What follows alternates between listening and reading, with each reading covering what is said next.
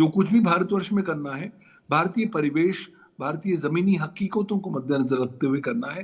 देखिए, मैं मानता हूं कि जो हाईकोर्ट ने बोला, बहुत अच्छी बात बोली है, उसका उद्देश्य बहुत अच्छा है।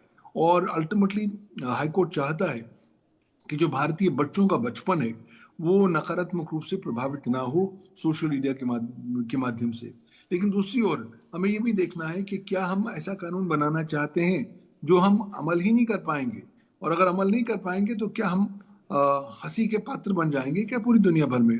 ऑलरेडी ऑस्ट्रेलिया ने तो अमल कर दिया है, लेकिन ऑस्ट्रेलिया खुद पा रहा है कि ऑस्ट्रेलिया के बच्चे इस कानून का उल्लंघन करते जा रहे हैं नए प्रकार के इनडायरेक्ट तरीकों से।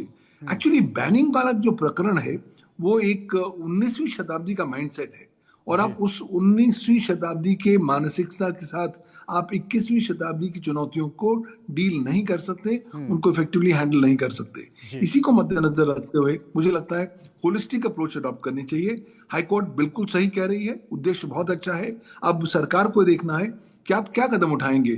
ज्यादा अच्छा तरीका तो ये होगा कि अगर आप सर्विस प्रोवाइडर्स को ज्यादा जिम्मेवार ठहराएं।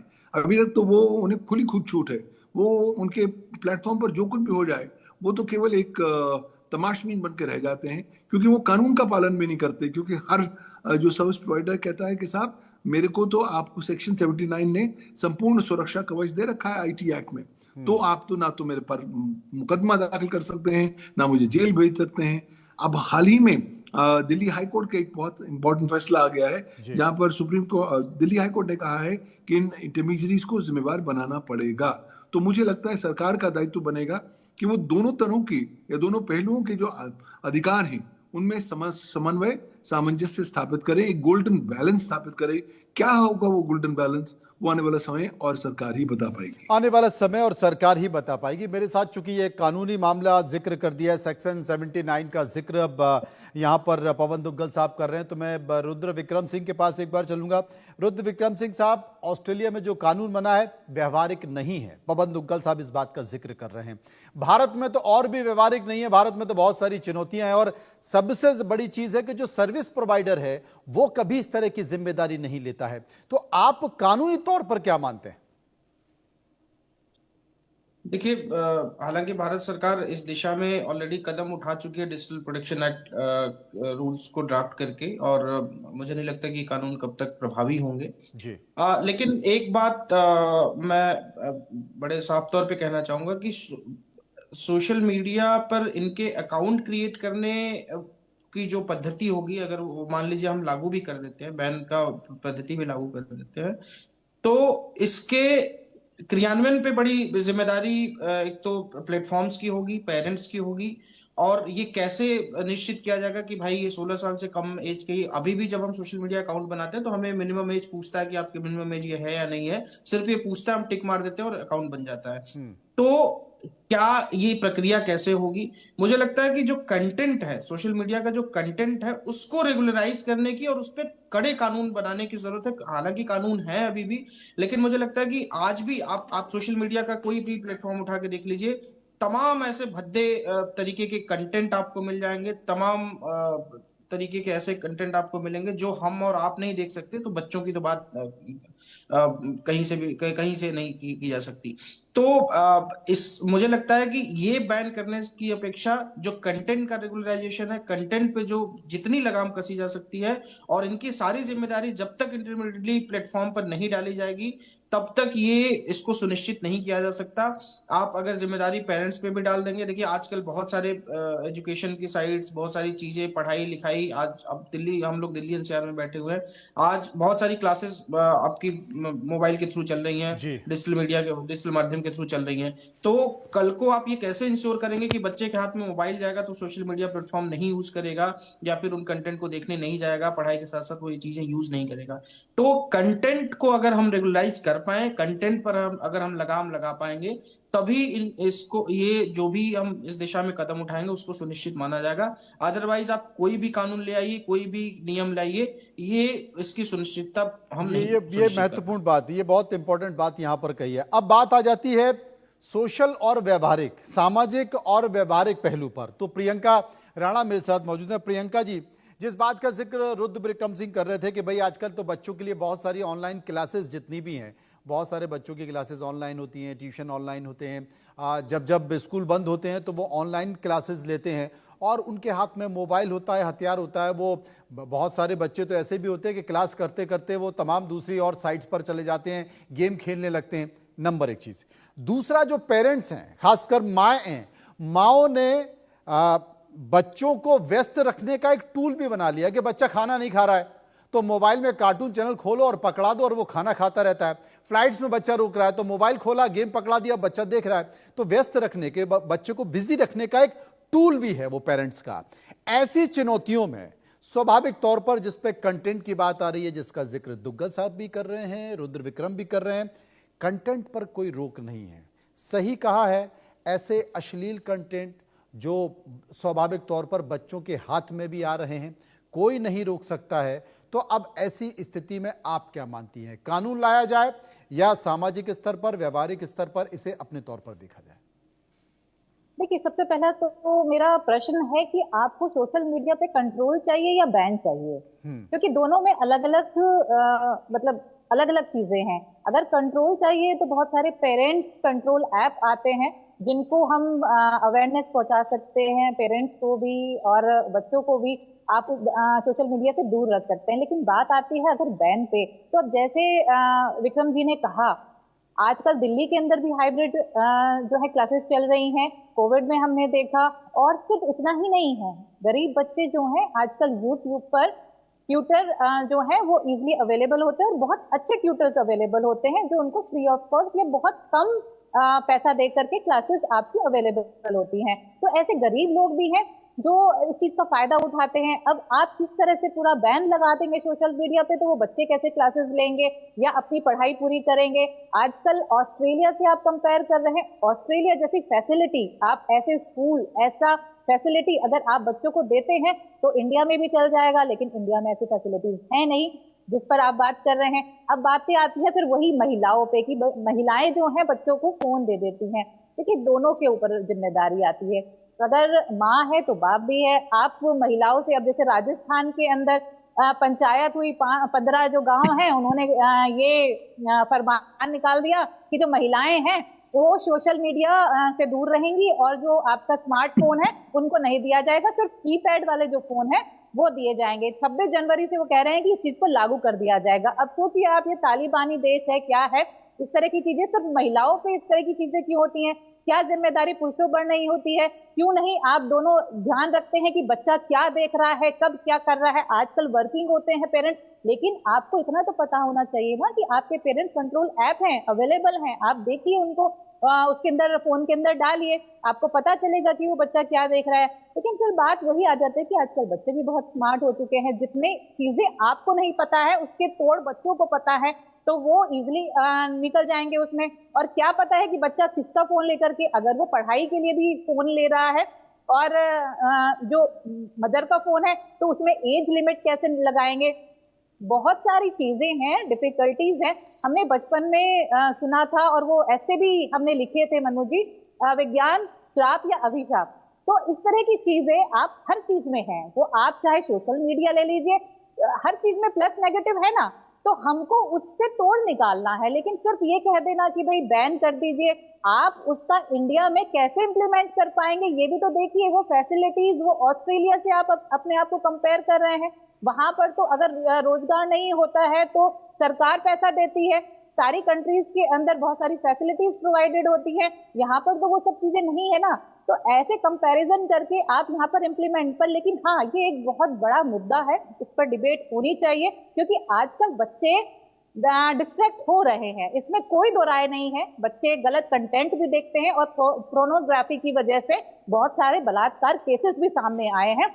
बिल्कुल, आपने सही कहा। जितने भी जो रेप केसेस हैं उसमें एक बड़ा कारण, एक बड़ा प्रतिशत ये निकल कर आया कि सोशल मीडिया पर जो पोर्नोग्राफी आ रही है, जो वीडियोस आ रहे हैं, वो देखा और उसके बाद फिर उसने रेप किया। ये मानसिकता खराब करने वाली बात है। हाँ, सभी लोग मेरे साथ बने हुए। इस बीच हम अपने सहयोगी राज किरण के पास पहुंचे, क्योंकि बच्चों के सोशल मीडिया बैन को लेकर एक रिपोर्ट उन्होंने तैयार की है, उसे देखते हैं।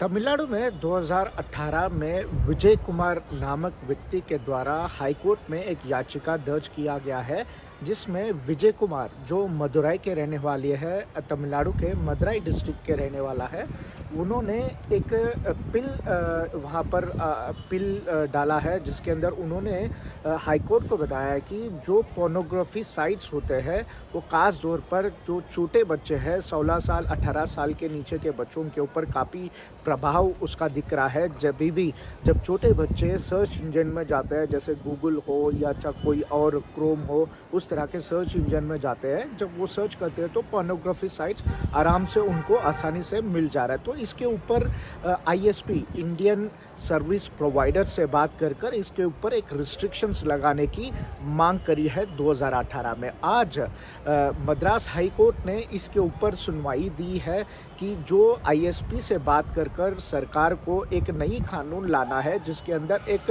सिंगल विंडो सिस्टम, जो 16 साल के नीचे के जो बच्चे होते हैं, 18 साल के नीचे बच्चे होते हैं, उन लोगों को पेरेंट्स के गाइडलाइंस के अंदर उनको सर्च इंजन को ऑपरेट करने की सुविधा देनी चाहिए। जो 16 साल के नीचे के बच्चे होते हैं उन लोगों को मोबाइल पूरी तरह से दूर रखने की भी बात कही है। और ये हाईकोर्ट ने ये साफ तौर पर बताया है कि जो जिम्मेदारी होती है ये माता पिता की होती है। माता पिता की बड़ी भूमिका इसमें रहना चाहिए, क्योंकि बच्चे क्या कर रहे हैं क्या नहीं कर रहे हैं ये माता पिता का जिम्मेदारी होती है, क्या कर रहे हैं वो देखने के लिए। पर अभी बताया गया है कि हाईकोर्ट के द्वारा एक कानून, नया कानून जो लेजिस्लेचर में नया कानून लाए, इसके ऊपर एक रिस्ट्रिक्शंस लगाने की बात कही है। कैमरा पर्सन के साथ राज किरण, तमिलनाडु से।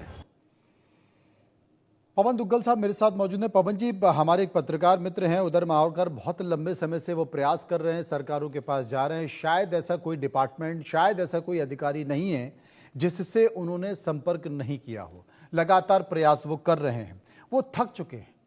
उनका ये कहना है कि अश्लील कंटेंट को कोई रोक ही नहीं पा रहा।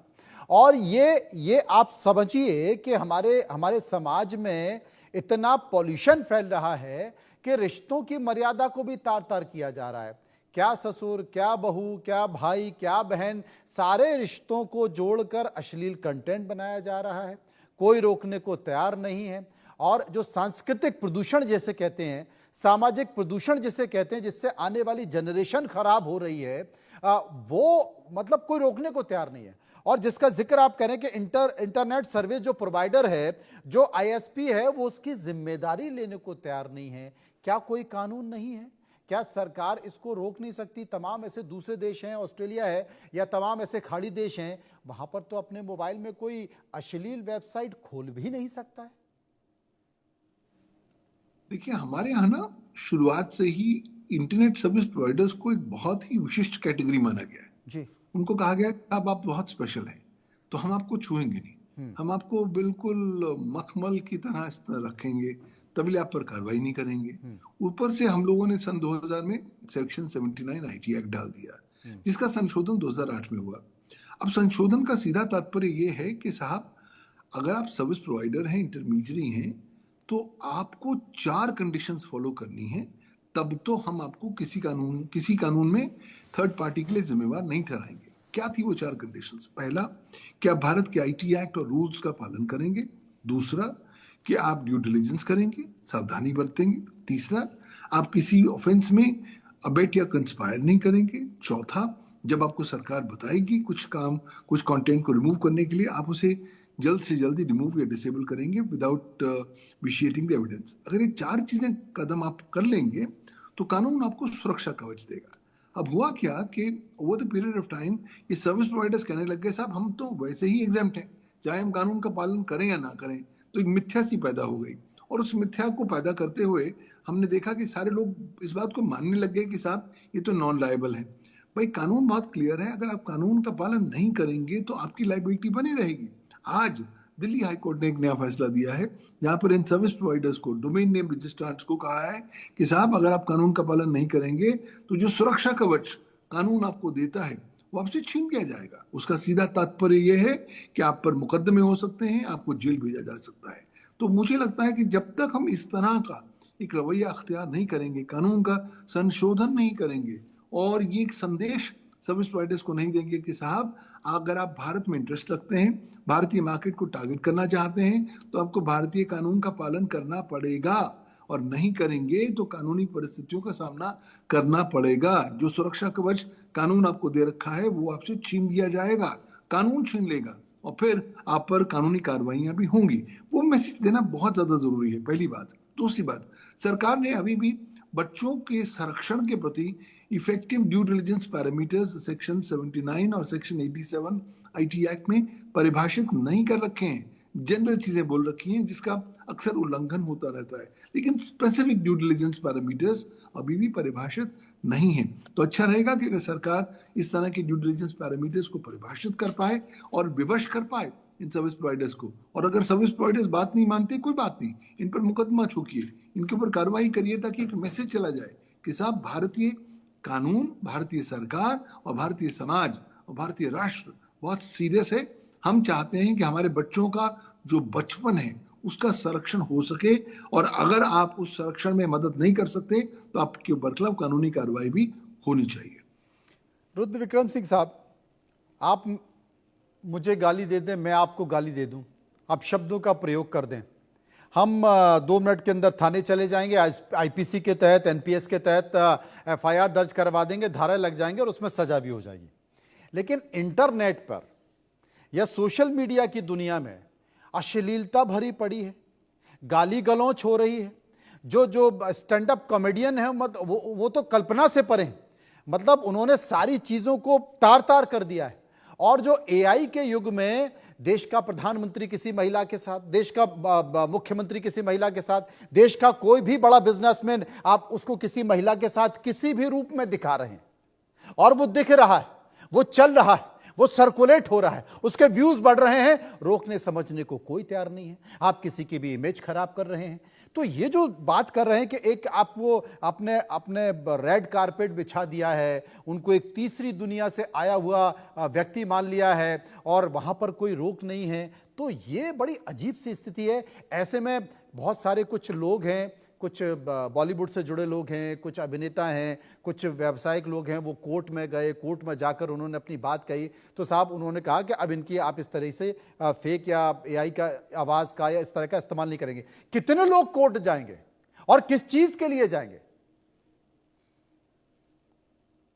देखिए, जब तक ये जितने भी इंटरमीडिएट प्लेटफॉर्म है, देखिए एक दो चीजें समझनी पड़ेंगी। इंटरनेट सर्विस प्रोवाइडर, आईएसपी और इंटरमीडिएट प्लेटफॉर्म, ये दोनों अलग चीज हैं। हमको नकेल कसनी है इंटरमीडिएट प्लेटफॉर्म पे। जितने भी इंटरमीडिएट प्लेटफॉर्म है, जितने भी सोशल मीडिया प्लेटफॉर्म है, इंटरमीडिएट प्लेटफॉर्म उनको के बोलते हैं। इंटरमीडिएट प्लेटफॉर्म पर जब तक, हालांकि 2021 में भारत सरकार एक रेगुलेशन लेके आई थी, लेकिन वो बिल्कुल ही निष्क्रिय है, निष्प्रभावी है। कोई उसका मतलब नहीं, मुझे नहीं लगता कि कोई उसका मतलब निकल के आया है। मैंने भी एक पिटीशन 2020 में फाइल की थी, यही जो ऐसे कंटेंट है, जिस पे नोटिस भी हुआ था। हालांकि बाद में वो डिस्पोज ऑफ करते हुए कह दिया गया कि भारत सरकार इस पे रूल रेगुलेशन लेके आएगी, कानून लेके आएगी। लेकिन अभी तक जितने भी कानून है वो निष्प्रभावी हैं। और जब तक, मैं फिर से वही बात दोहराऊंगा कि जब तक इन कंटेंट को रेगुलराइज नहीं किया जाएगा, जब तक अश्लीलता एकदम चाशनी की तरह परोसी जाएगी। और जैसा आपने भी अपने वक्तव्य में कहा कि हर रिश्ते को तार तार किया जा रहा है। आज सोशल मीडिया कंटेंट पर आप उठा लीजिए तो ससुर के बहू के साथ रिश्ते दिखाए जा रहे हैं, और सिर्फ इसलिए कि लोग उसको देखें, लोगों का उस पे व्यूज आए, और व्यूज के लिए और पैसा कमाने के लिए सिर्फ ये कंटेंट परोसे जा रहे हैं, लोगों को दिखाए जा रहे हैं, लेकिन उन पे कोई अंकुश नहीं है। जब तक